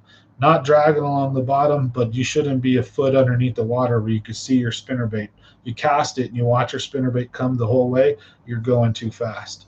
Your spinnerbait, once the water starts to dip, should start to disappear as the water gets deeper. That's how you know you're doing it right, especially at the delta, because it's not that deep in a lot of areas. Max might be 6 to 8 feet, but you should still have your spinnerbait 4 feet down then. So you shouldn't see that in the dirty delta, dirty D, right? A lot of, unless you got this bright white or bright chartreuse with like double, triple blades, you might see it. But even then, right, you want your spinnerbait to be just out of that visibility zone. I have a big feeling that a lot of the smarter, bigger fish hang out and habitually in that zone a lot. And at a lake at like McClure or Pedro, that's going to be 15 to 20 feet deep, 12 to like 15 plus feet, where you can look down, you can see the bottom clear as day, and then it starts becoming murkier and murkier. You take a lure, drop it down, and you can see it all the way to all of a sudden it just kind of disappears, but you notice it's not on the bottom yet, and you still got maybe a foot or two. Then you can, that exact zone, that's where some of the biggest fish I've ever caught like seem to hang in. And that's why, like at the delta, as soon as your bait seems to disappear from sight, just a few feet underneath the water, that seems to be a magic key spot. If you can see your bait in the upper water column a foot or two and the bite's like it is sometimes, you're going to have a hard time getting them. You might get a lot of these aggressive little fish while the smart, bigger bass are down there and they may not come up for it. It just depends. But, especially on current, low tide, high tide, and then the Delta, this year I haven't found all the giant, 8 to 10 pound bass. There was a couple years before I started my YouTube channel where I got picture proof, and I had a GoPro, but it got stolen, and the original SD card that was in it with the all the best of the best footage with eight nines. I don't know if I had the 10 pounder, but I might have got it on scale, weighing it after I caught it and all that. But that all got stolen and it's gone. So I have one of them that I found from that era, and I put out a little video, 2 videos of it. And I have a video of about a 12 to 14 pound bass attempting to eat about a 2 pound bass that I was catching. And I didn't notice it until 7 years later, analyzing the footage. So I had a lot of great stuff, but unfortunately, I waited to start my YouTube channel because I'll be very honest, my friends made fun of me. Like, oh, you're going to be a YouTube star, blah, blah, blah, blah. This was 7 years ago. I'm talking 2014. I wanted to start a fishing YouTube channel, and I got made fun of by my friends and didn't really do it. And, kind of let myself get bullied into doing not doing something that I wanted to do because I cared too much about what people around me think. So eventually I started it anyways, right? But never too late, right? Better late than never. So if you guys would have seen some of that crazy footage, man, oh my God. So crazy story here. I've saved another person doing the Heimlich maneuver one time in school in the 6th grade. Kid asked if he can have a bite off my hamburger, and he ate half the hamburger in one bite.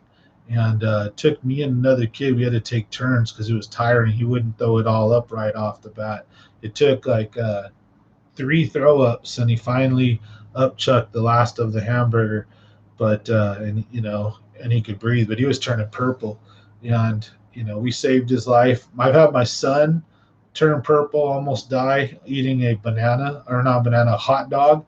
And I tried everything. I tried the Heimlich kind of for kids because he was only 2 years old. I tried all the different things you're supposed to do. It was the scariest thing in the father's life. His lips are turning blue, his face is turning purple, and his eyes start to roll back in his head. I just reached into his mouth. I just opened and just and I guess I managed to I literally recall my finger being down his actual esophagus and throat and stabbing into the hot dog and pulling it up. And it was a big piece. And I got it out. I'm so glad it didn't break and then the other half go back down. Oh shit. And that was the scariest one by far. By far, my son choking on a hot dog for a minute and a half, turning purple and his eyes rolling in the back of his head and him almost passing out. And the second I pulled it out and he started breathing, his skin color started, clearing up, and he was good. But ooh, and then the car crash too. That was the second one where basically 120-mile-an-hour car crash, and we had to pull my buddy out. It took 10 minutes, and when the firemen got there, I was the only one that knew first aid CPR. So he did the chest compressions and I did the rescue breathing, and we performed CPR together on him. And it took us 5 minutes, and we kept doing it. We brought him back to life twice. I'll never forget the look on his face when the first time he's just dead. He's completely dead. He's been underwater 10 minutes, and he's been on the shore now for 2 minutes. And we started chest compression and breathing, and we were about a minute and a half or a minute into it. And all of a sudden he throws up water, and then he stops, and we do it some more. And then he only threw up a little bit. We do it some more, and he throws up this huge amount of water, and he just lurches upright, and he was dead with his eyes closed. And then when he throws up, and then the first time he still had his eyes closed. The second time he lurches up and he's just staring like this, and he's staring like right at me, like he lurches right up about foot and a half away from my face, and he just doesn't make a sound, and he's not even breathing. He's just staring at me, and he's not he's not breathing, not doing nothing. He's just staring, and then he just boom out, and then he dies again. We had to go do it again. We brought him, and then he throws up a little bit more, and then you can hear like kind of a wheezing, like he started breathing a little bit, and we rolled him onto his side, and he kept gurgling and having more water come out, and he started wheezing a little bit, and we kept doing our stuff, and then the helicopter came in and got him. Craziest thing I've ever seen in my life were those two events right there, probably, or some of them. I don't know. You guys have heard the lightning story, the or the whatever the hell it was, and then multiple times I ran into mountain lions. I got to start carrying a GoPro with me more often. I catch some crazy stuff, but oh goodness, I wish you guys had seen some of that stuff. There's also, I think somebody wanted me to tell the dolphin story where I learned to swim in the ocean, right? I'm from Monterey, so I've always loved the ocean. And we moved away when I was like 10. I don't know how old I was, in between 16 and 18 years old. And I came back many times. So I was visiting and went to go down to the beach. I don't think I had a friend with me. I think I was going by myself. Took my skateboard, skated off to the beach, took my shirt, had a towel, took my shirt off, ran and jumped in, set my skateboard on my towel, take your shoes and socks off, run and jump in. I'm swimming, having a good time. I remember I was having a blast. I was in the water for a good half hour, 45 minutes. And I'm just fiddling around. And I see a dolphin. Like I'm swimming underwater and or just swimming and playing, right? Going under the waves, over the waves, doing stuff like a kid would do. And there's a dolphin like right in front of me all of a sudden. I'm like, whoa. I thought it was real scary. At first, it like stopped my heart. Like I thought it was a shark, and I was kind of freaked out. And then when I realized it was a dolphin, instantly I thought it was like the coolest thing ever. I was like, oh, no way. And so I reached out to touch the dolphin, and I went to pet it, right? And it was the coolest. So simultaneously, when my hand touched the dolphin, it was just the coolest feeling in the world. It was just awesome to get to touch a dolphin and feel its skin and like how it felt. And it was like smooth and just so weird, different, right? And this living thing. And as I'm touching it and I look past it, it was freaking monster. I'm telling you, this thing had to be 15, 20 feet maybe. It was like a 2-3 foot dorsal fin. Monster great white is just sitting there, not even moving, just sitting there like submarine style. If you haven't heard the story, look up Submarine. The freaking shark is just sitting there like this, just like kind of moving. Like I'm like, what the and I pull my hand off and I start swimming around. The shark goes down like this. Dolphin starts slowly moving forward, goes down. I freak out and I start swimming even faster. But I'm not too far from the beach, but I'm far enough. If you know how most beaches are, they're real shallow. I was far enough. I was in the water like to here, right? And there's this monster dorsal fin, just monster. And so I just flipped out and made it back to the shore. And I looked back, and I never seen the shark fin again. And then the dolphin fin came back up, swimming around a bit, and then it took off, and I never seen it again. And to this day, I do not like going back into the ocean. And I'm a fish; like I love the water. We didn't help crashing and being held underwater for a couple of minutes after going to 120 and having all that crap happen, but I eventually overcame my fear, and I'll swim in pools. I'll jump off of diving boards. I'll swim all day. But the ocean, nah. To this day, after that, I don't go into ocean no more. And I learned to swim in the ocean damn near. Like I was an ocean baby. I was a little Ocean Kid. I'm from Monterey. So that was crazy. But anyways, yeah. So these are all true stories. Like I've had a mountain lion in my car. I've ran into a mountain lion probably 3 or 4 times. Um, yeah, dude. Just like, eh. So let's see. Curtis Duke says the one thing I learned from my experience that still makes me think hard is you can kill someone with the same hands you can save someone with. It's crazy the power we have. Oh yeah, I had to get when I was a kid, I got bullied into or kind of like coerced into starting a little fire in a trash can, and it lit the school bathrooms on fire. And when everybody was caught, well, the two kids that did it with me, like, were brothers, and they joined against sides and blamed everything on me. Everything was my fault. They didn't get in any trouble. I got in big trouble. I almost got expelled. I got suspended for like 5 days, and then they made me go to like the fire department and learn about fire stuff. They even made me watch like videos of like burned people, like dead bodies and stuff. And I was like, why are you showing? I'm not a pyro, but they made me do that as condition to go back to school. And I was like, damn, and all I did was just playing with matches like a dumbass, not thinking the consequences through. And it was more of a dare, and there was 3 of us. We were all playing with the matches. I just happened to be the one that got in trouble. So yeah, no, I was like in the 6th grade when that happened, and similar incident happened, and they said, "Well, we're going to put you in martial arts too, because we want you to learn like to control your hands and control yourself." So that helped too. I did like 10 years almost of Shotokan karate and mixed martial arts stuff like that. It was fun. I'm rusty and stuff still, but it taught me a lot. A lot of respect for how much power we have to help or hurt.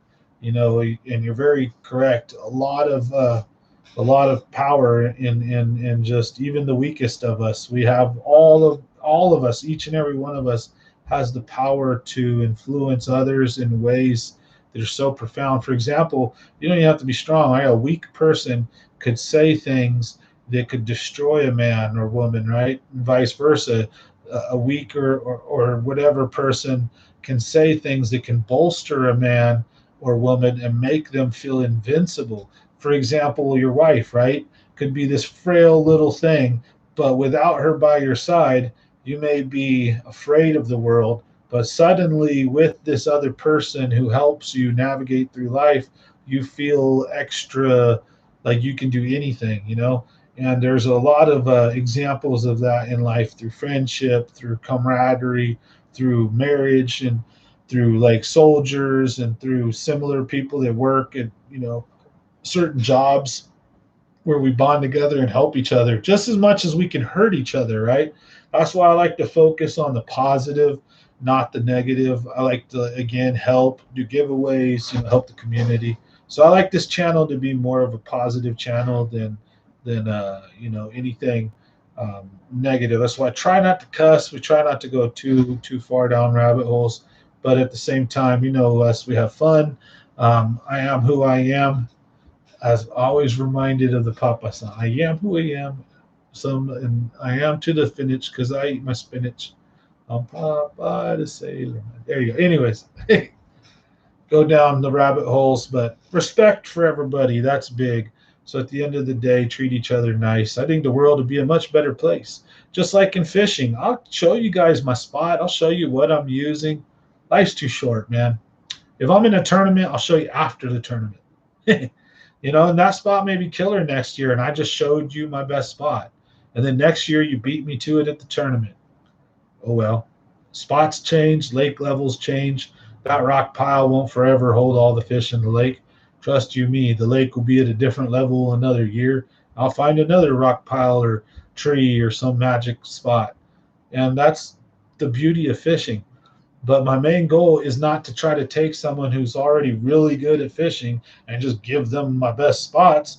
Is to help everybody equally so that hopefully, especially the young and the amateurs, the moderates, even the guys that are trying to get into tournaments and make themselves better anglers, just giving out freely what information I can. And I always preface it with not a guide.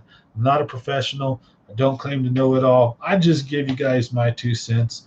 I try to entertain and provide a good, fun time, atmosphere, um, challenges, opportunities, ways for us to grow as a community, get cool gear, learn new things about each other and those around us, learn new things about fishing, and share stories.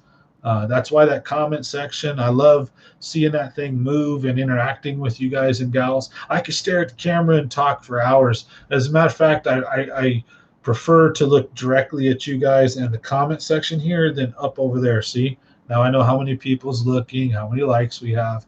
I like that stuff. I like to focus on the audience, whether I have 30 members on here or I've got 7 members. I'm going to treat everybody the same and still do me. Just the more faster the comment bar moves, usually I know that there's probably more people in the room. But again, I try to be me because it's really easy when you start noticing you got 40 or 50 people, maybe, or 30 people all of a sudden. Like, what did I do different to get this many people in? And then how do I keep them in, right? But there's a fine line. Like, I'm not a court jester where I do tricks like a clown to try to entertain people, right? But in a sense, I do sometimes. It's more along the lines of you don't become a sellout to become an influencer. For example, what I'm getting at is like people that stage or do things to try to be famous, or if they have the spotlight on them, try to act a certain way. You know what I mean? So I try to always maintain being who I am, regardless if we've got 5 people in here or we had like that one night 30 people in here. It was pretty cool. So these live streams, usually by the end of the night, they get about 100 and something views. So not bad for just a little up and coming guy. But hopefully we can get that number into the thousands, grow the subscriber count, the members, slowly but surely, more and more members and more subs. That's the idea. And as the channel grows, then so will the benefits and the things that we do here. The giveaways will get bigger and better. And hopefully the content, I'm sure, we will be able to hone it in and include more guests, do much better stuff, more better tips and tricks, better trips, get to different lakes and bodies of water, and really dial in when we're trying to, let's say, show a specific lure or a key couple presentations, instead of just going out and having a fun day of fishing and kind of doing like a fishing report. So, a lot of cool stuff that I'm brainstorming for the channel in the next year or two ahead. I just like sharing it with you guys. So we'll see how it goes. And again, any comments, any kind of critique or any ideas, feel free to drop them in the comment box, and I'm always happy to engage with you guys and gals. So it's almost 9 o'clock, so we've got about 15 minutes. Like always, I leave the floor open to you guys. So I'm going to crack a couple beers, read these comments if they move, and if not, just hang out and continue to kind of mumble at you guys. Mumble jumble.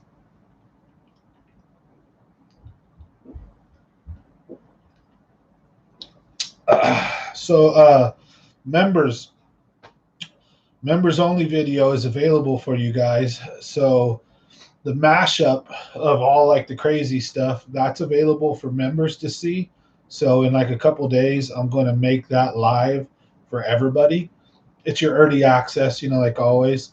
I dropped the raccoon one today because it's been a while without me dropping a video. And so I just wanted to get that out there for everybody. So members only, sorry I didn't get you guys your early access to that.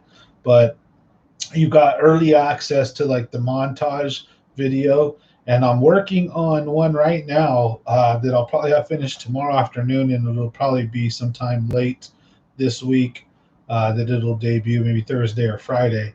But I have a awesome trip out at the California Delta where we order about $200 worth of food from this restaurant, and like challenge ourselves if we can put all the food down with just 2 guys. So just 2 guys, we eat an entire pizza, a big bowl of shrimp rigatoni Alfredo, or like rigatoni, and then a bowl of fried ravioli, We eat a bowl of clams, 2 plates of bacon wrapped duck, and something else I want to say. We got down. So we were out there and we had hella shots and beers and like so I take you guys along for a nice pleasant trip out on the California Delta where we go out, we drive and smash around, we catch a couple fish, we go and relax, spend like 2 hours in a restaurant enjoying ourselves, having food and drink and cracking jokes and enjoying our just a great time. And we get back on the Delta, go catch a bunch more fish, and close the day out. So have a great time, you know. That's what fishing's all about. So that I'm working on should be coming out next. So keep your eye out for that. And with that being said, thank you guys again for watching Common Sense Fishing. So we got about, like I said, 15 minutes left. So floor is yours if you guys got any questions. Otherwise, I'm gonna pound a couple beers and wait. We'll give you guys a few minutes.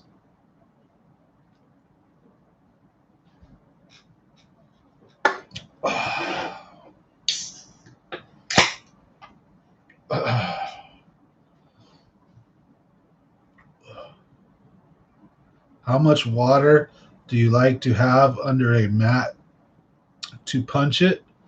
Okay, good question, actually. So for me, a lot of the time, uh, the bass, if they're underneath the mats, it's really hot. It's a certain time of year, and punching is done mostly primarily in the summertime, right?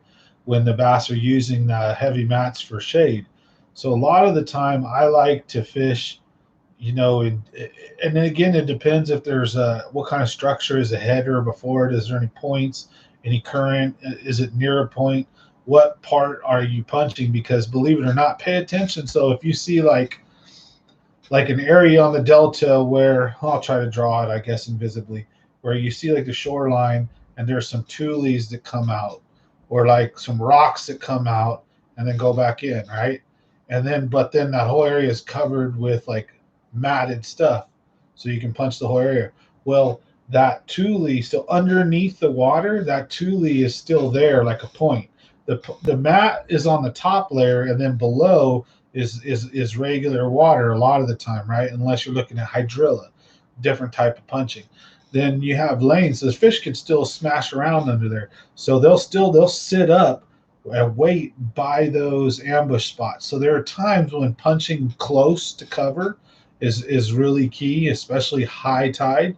But what I like to do, to be honest, is when I come to a punching area and I'm going to start punching, and I'm no punching pro, but I've done some of it and been pretty successful the last probably 2 years. I've caught some decent punching fish. Biggest is about 5 pounds, nothing too crazy, and I haven't punched a ton. Excuse me, but I got a lot of practice in doing it at Kelsey and doing it at the Delta. And what I notice is the fish would seem to stack in a certain area, right? There'd be kind of 2, if not 3 zones, and they may be really shallow, like where there's only a foot or so of water underneath, right? And you'll throw your punching bait way in the back, and it only drops a foot, and you get hammered, and you can catch them, right?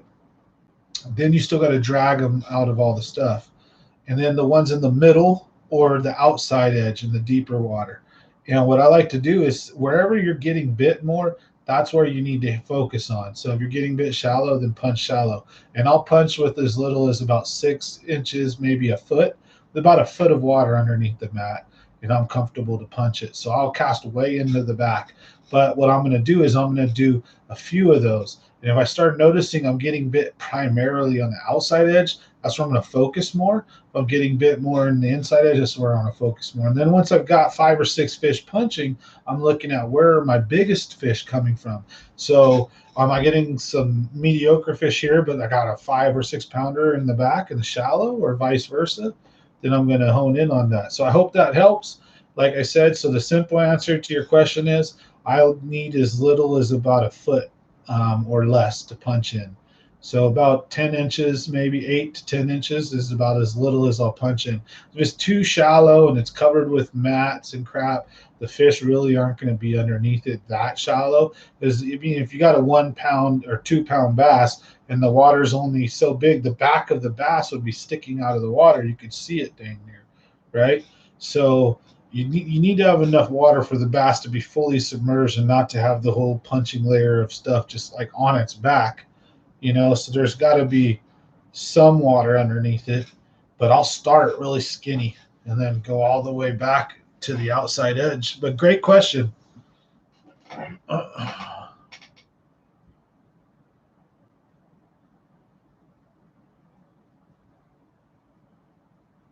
It can be, but a lot of the time, then you're probably finding the wrong type of material to punch. So I think that you should be looking for, and an example of this would be if you know Frank's Tract area, and there's a lot of areas where, in some instances, where there's that like retaining wall, the rocks come out and it comes out for a while, and then it has like a real steep drop off, and it goes almost to 20 feet deep. Then there's somewhere it's only like 6 to 8 feet deep. So if you're punching at low tide, or if you're punching like the green slimy or hyacinth, so what you want to do is look for that. It's like something wart or hydrilla, or not hydrilla, the other stuff that floats on top. So you want to, as a pennywort and hyacinth, or not hyacinth, no, is it hyacinth? Yeah, hyacinth and pennywort, I think it is, or whatever. You want the stuff that's on top. You don't want hydrilla, the stuff that's underneath, that's green, tendrils of weeds. Instead of punching into that, what you want to do is look for holes and fish the holes. So you got a bunch of that green hydrilla, and then you have an open hole, and then more green hydrilla. Take your lure and dangle it in that hole for a minute or two, and just wait. And then you get fish to come out of that hydrilla and smash it. I don't really like punching hydrilla. So, but yeah, hyacinth. Yep. There's areas of it where it's deep. For example, if there's docks, like any kind of like Turner Cut, like Frank's Track, Holland's Track, like Lads, the berm or the retaining wall usually has a nice drop off to where it's 6 to 8 feet deep minimum. So if you find mats and stuff there, you can easily punch that with more than a foot of water underneath it.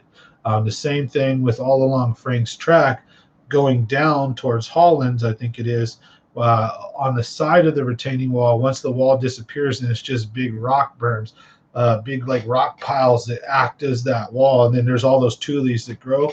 Well, some of them, pay attention to the shoreline. So if you see, here's a good way. I got a great little tip if you're still here. So if you're at the California Delta and you notice that the hydrilla, the green stuff, comes only a little bit away from the shore, that means that's deep water.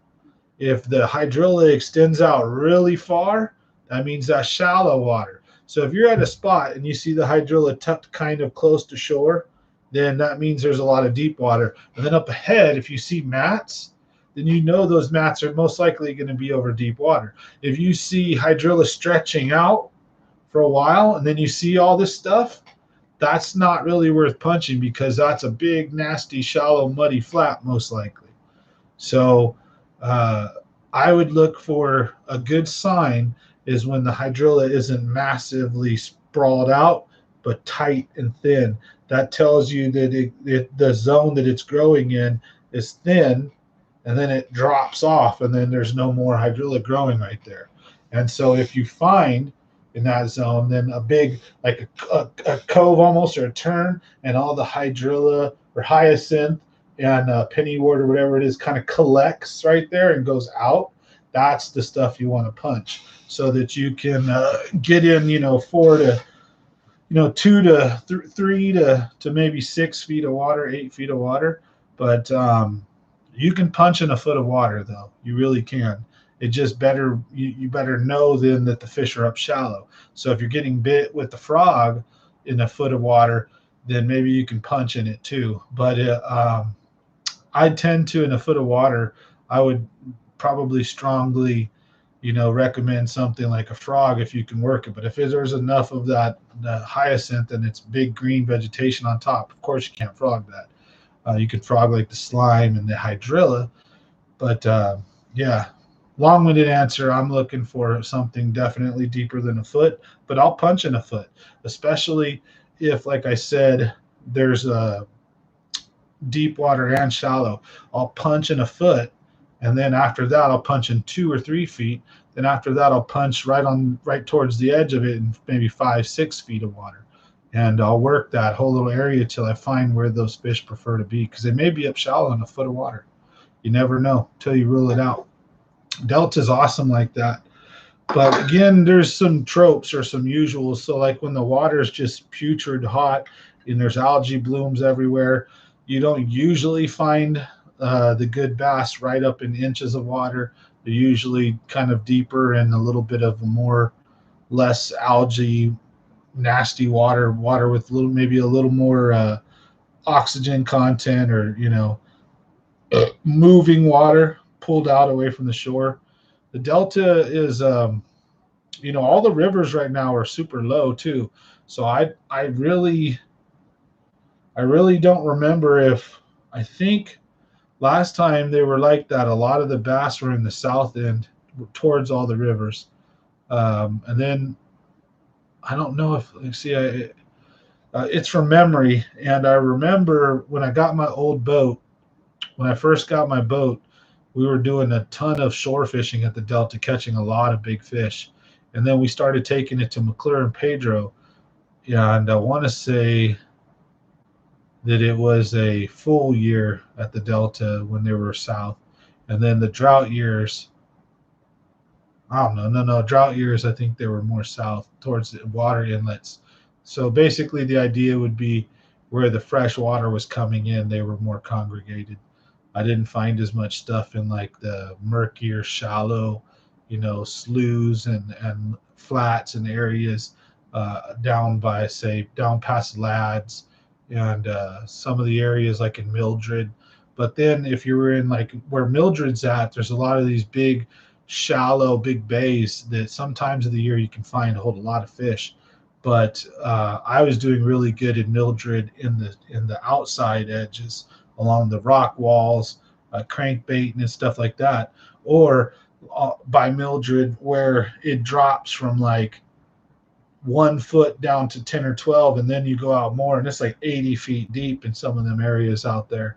So there's some really cool stuff down by Mildred right now that I haven't got to make it out there yet to know if it's kicking or not. So I've been having, like I said, a lot of issues with the boat. So I'm just now starting to kind of really run it again. So we'll get back out on the Delta, have another report for you guys soon, probably by the end of next week. But tomorrow we're doing a mother load trip. So I'll be out at either McClure or Pedro, I think, and I'll be out there with Hell If I Know. So big shout out. He's one of our members as well. Going to be out there having a good time. Hopefully we're going to put him on some fish. He's, I think, supposed to be moving out of California soon. So I'm going to kind of, take him on one last hurrah and try to hopefully smash him, have a good time. So the pressure's on a little bit to want to perform since I've got a member. We're going to be doing a video. I'm telling everybody about it. You can be, where did that video go? Oh, we only caught a couple fish right now. Yep. Thanks, Gene.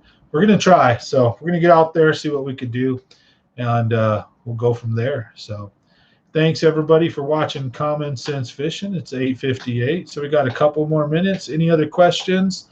Otherwise, we're going to get off here in a bit. But a big shout out and thank you to everybody who's participated in tonight's live stream. Congratulations to Charles Chalk for winning the August members giveaway.